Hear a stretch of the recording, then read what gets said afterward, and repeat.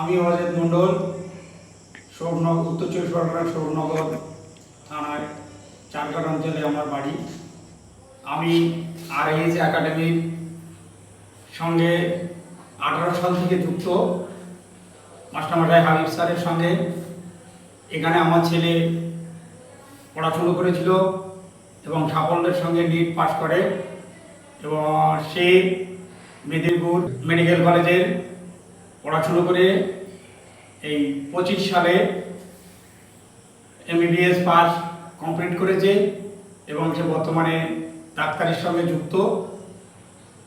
এবং মাস্টারমশাই খুব সুন্দর করে ছাত্রছাত্রীদের কেমিস্ট্রিটা পড়ায় এবং যে আরএইচ একাডেমি করেছে এখানে তিনি প্রত্যেক ছাত্রছাত্রীদের গার্জন সুলভ মনোভাব নিয়ে দেখাশুনো করে।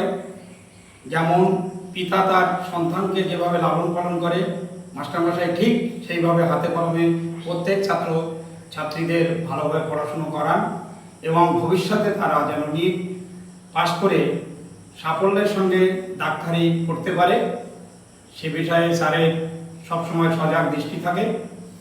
আমি মাস্টারমশাইয়ের আরএইচ একাডেমিকে সাফল্য কামনা করে আমার সংক্ষিপ্ত বক্তব্য শেষ করছি। নমস্কার।